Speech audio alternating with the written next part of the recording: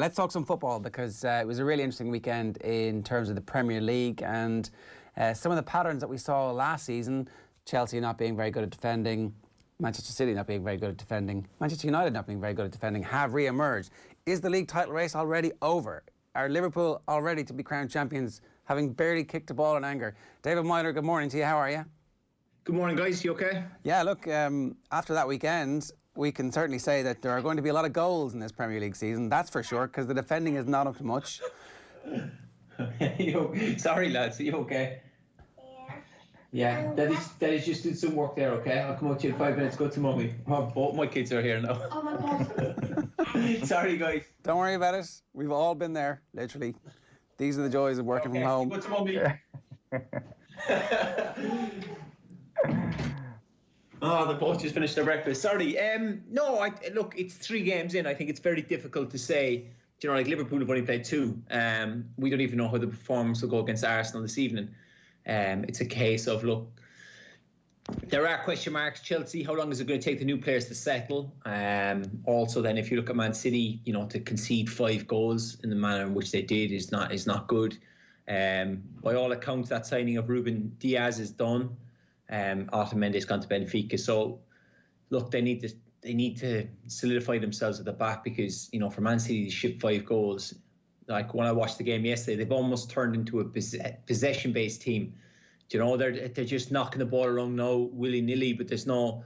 Before they were kind of always going forward. I don't know, is it the loss of, you know, of Aguero or no outright striker seems to be their problem.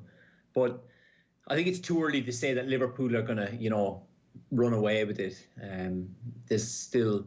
Like for Liverpool still have 36 games to play. Like it's a long way to go. David, you're of an age when you remember the absolute power and force of Arsene Wenger's teams when he arrived, and the cut and thrust, and the team with Thierry Henry, and even to a certain extent when they had Ljungberg and Pires, that team would gut you. Eventually, his teams became possession-based teams where, unless they were walking the ball into the back of the net, they weren't going to score in big games against reasonable teams or any team who actually understood how to defend properly. Is that what's happened to City? Is Pep Guardiola the new Arsene Wenger? I think, with all due respect, like to Arsene Wenger, I don't think Pep Guardiola is turning into Arsene Wenger. I think at the moment, it probably is the most difficult stage of his managerial career, with the sense that, like, he's missing some massive players. If you look at the Man City bench, you know, we've always been quick to compliment Man City, and they have 22 first-team players that, you know, you could put out their best 11, and their second 11 would probably still finish in in the top 4. Now it's kind of a case of, you know, you looked at yesterday, they have so many young lads on the bench that they are missing some massive players, but I still think if they get Aguero back, I think Aguero is the big one. You know, that he is that ice cold killer in front of goal that, like, you know, he will score goals if he's given chances. Like, and if he's on the pitch yesterday, it's probably, you know, it's probably a bit different. If you look at Vardy, like, I know he scores 2 penalties and whatever, but you just know if Vardy gets near the goal, if he gets an opportunity or 2, he'll score goals. You know, and Aguero's like that, and he's a massive miss for them. And they've no, like, even Jesus, who's not on the same level as Aguero, but I think it's a bit harsh to, you know, say that the team is turning into Arsenal. It's an interesting comparison. Or like I mean, the quality of the bench yesterday probably dictated that. I mean, Manchester City weren't going to be able to overhaul things too much if things went against them. So, taking that into account, was it head-scratching from your perspective to see Fernandinho come off? Yeah, look, I know they've got a busy period, and I know I've seen a lot. Like, there's been not a lot. There's been a few players who complain, but from all the players I know and the players I speak to, they prefer to play games rather than train. You know, because if you play on a Saturday and if you're playing on a Tuesday or Wednesday, like, you don't train on a Sunday, you'll have a recovery day. The Monday will be still like a second day recovery or late session, and then you're kind of getting into a game. So that's what you want. You want to be playing games, you know. I wouldn't look too much into it. I guess from a purely competitive standpoint, like I guess trying to put your stamp on the game yesterday, and for any game, is there a way that Manchester City can do that when you want to rest Fernandinho? Because I think if we didn't already have that information at our disposal, we probably have it now, that if you are relying on a Manchester City midfield without Fernandinho, there is a lack of control. There is a huge weakness there, particularly on the counter-attack. Yeah, definitely. I don't think Rodri reads the danger as quick as Fernandinho. And I think, Fernandinho is a lot more cuter and clever, that, he knows when to foul someone, when not to foul someone. That's what we've seen him get so many, red cards over the years, because he plays the position really well. And you could see yesterday, once, he went off the pitch. Like, Rodri is a fantastic footballer. Like, he gets on the game, he dictates the play, but you just seen yesterday, once Leicester kind of, broke out and were counter-attacking almost, like, Rodri looked a bit lost at times, and for a player of his ability, and then, to kind of like base the midfield, he's not tactically aware enough, in my opinion, that he can stop these counter-attacks. I think Fernandinho is much better at it. And you can see how pivotal he is to that team and the position he plays. Even when he plays, when he played centre-half, Fernandinho, like, he does an incredible job, because, he's so defensive-minded, but he reads the game so well. And I think that's a big thing that Man City need to, he should never have taken him off.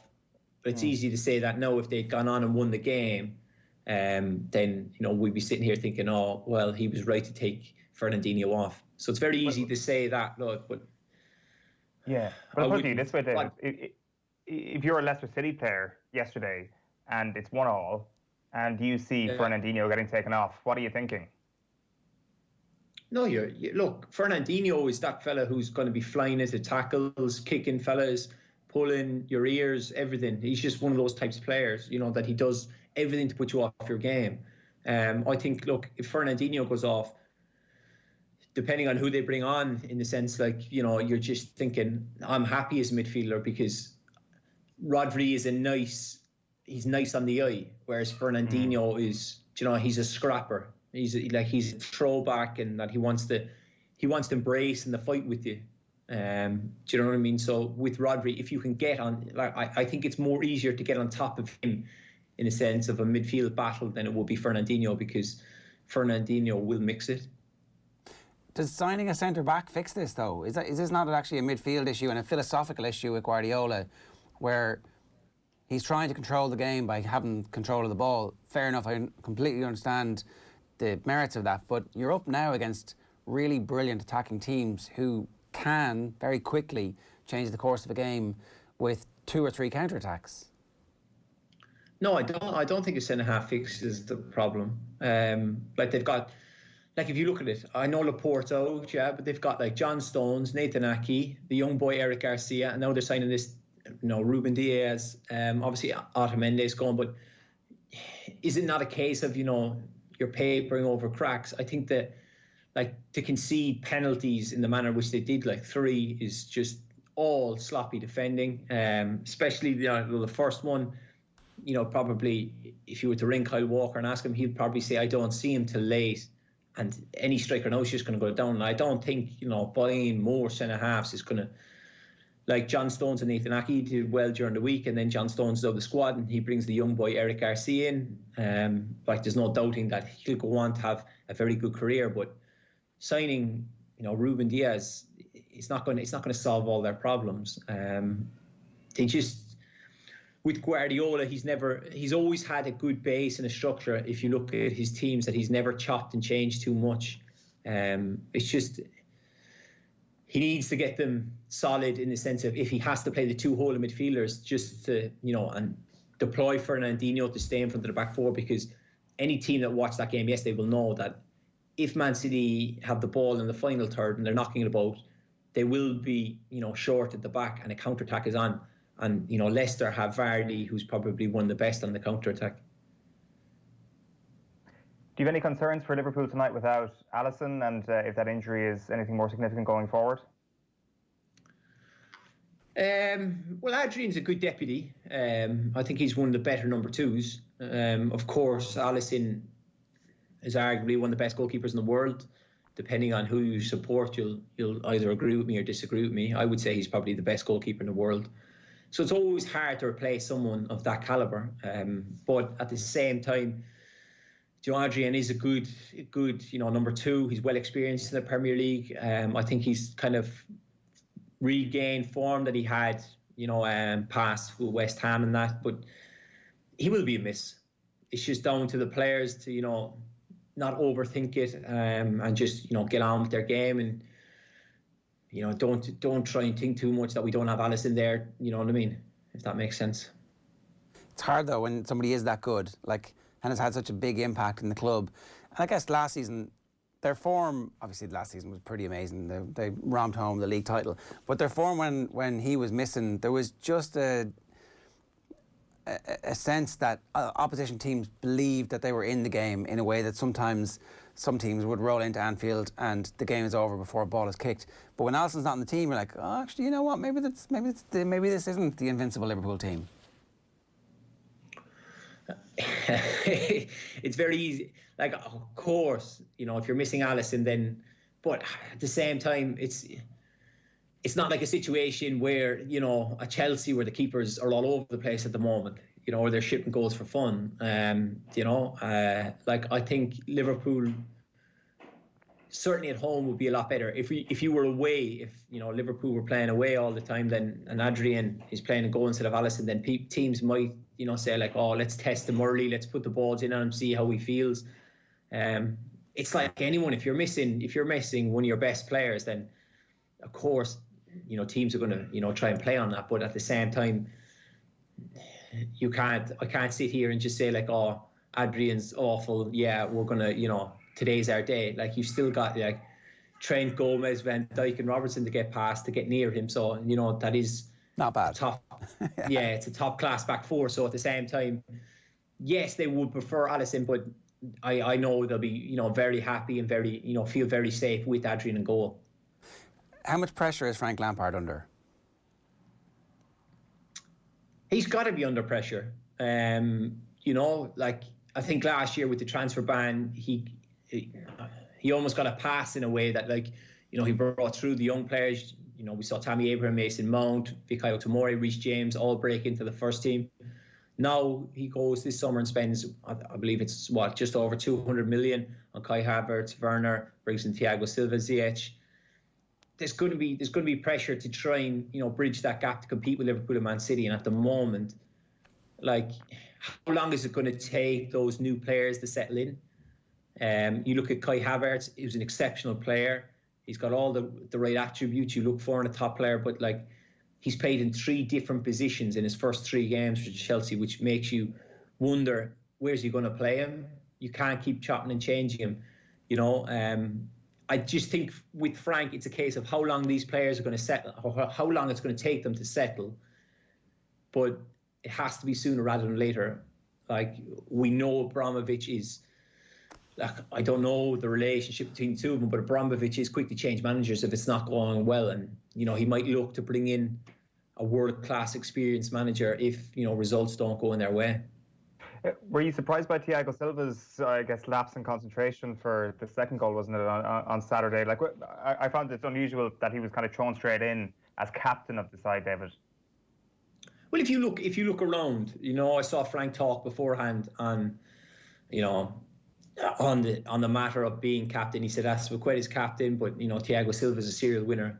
The mistake, it was his Gerrard-esque slip, moment. And Callum Robinson obviously picks it up and goes through or whatever. But these things happen. He's probably kicking himself because it's his debut, and he's thinking, keep it safe, keep it simple, and then behold, he can messes up for the goal. But I think Thiago Silva would be very good for that team. I think it's only a matter of time before Frank probably goes to a 5 at the back and he plays Thiago Silva in the middle of them, because the other centre halves are young. Some of them are experienced, but not to his level. But I think he'll be a very good sign for them. I think he'll give them that added composure to solidify them. So back the three at the back, and then how are you actually using that constellation of attacking stars then, if you do go to a 3/5 at the back, David? Oh, I think he'll play Havertz off Werner. He'll play them two up front, and then he'll just load up three in midfield. I think Ben Chilwell will play left wing back when obviously he's ready to play. He'll play Reece James right wing back. That's the way I think he'll go. I just wanted to ask you as well, just on the topic of captaincy, because there was some interesting stuff from Carlo Ancelotti in the aftermath of the Everton game at the weekend as well, talking about Seamus Coleman, saying, I've had a lot of captains in my career, but how Seamus expresses his love for the shirt is really top. He is a great captain, honestly. I don't want to forget anyone, but he is up there with a captain with Maldini, John Terry, and Sergio Ramos. Incredible praise from Ancelotti. Oh, don't worry, yeah. I was straight on the phone to Seamus after, once I seen those. I said, you're in good company there with Ramos, Terry and Maldini. I said, albeit I put Maldini on top because he's one of my favourites. No, look, Seamus, what you see with Seamus is what you get. Like, obviously we saw when Kieran Gibbs elbowed, James Rodriguez, and then, obviously with the no fans, you can hear all the commentary and you see Seamus and Gibbs saying, I'll do it again, and then Seamus is over. That's the kind of fella he is, though. He puts his heart and soul into it. The best way to probably describe him is he has a GAA mentality, in the sense like it's the love of the parish. It's like he's playing for his, like local side in Donegal. That's how he treats Everton. He loves the club. He's been there, he's 32 this year. So he's probably been there 13 years. He loves the club. He's like, what kind of praise is that, like, to be compared to such iconic figures in the game? It just shows you that, the work he does. Like, I know from speaking to other young lads, that he's always around the place. He's doing so much work on the pitch, on the training pitch, and also off the pitch, where he's pulling everyone together. And Everton do look like they're going places. They've been very good, and the opening 3 games. Yes, it's 3 games, but I wouldn't be surprised if they were pushing for that top 4 coming to the end of the season. Is he back? Is Coleman back in the Ireland team at the moment on this form? I think he is, yeah. Look, I was on with you guys before, and I said I fancy James to start over Matt. Then obviously Stephen has decided to go with Matt. I think Matt is better going forward than Seamus, but Seamus is better defending, and I think Seamus has regained form going forward. He's got a couple of assists already, and then if you look on the flip side, that Spurs aren't doing incredibly well. So a case is, I think the ball is in Seamus Coleman's court, but of course, like, I don't pick the team. I think Seamus should start. He's also, I think there was a lot of talk. I think it was Kenny Cunningham was saying about if Seamus Coleman was playing right back, he would help Duffy out. I think there is that added respect from Duffy towards Coleman, that he would listen to him, and I think that with Seamus on the pitch as captain would make a huge difference. Yeah, 100%. David, great to have you with us this morning. Thanks a million. Cheers. Cheers, guys. Thank you.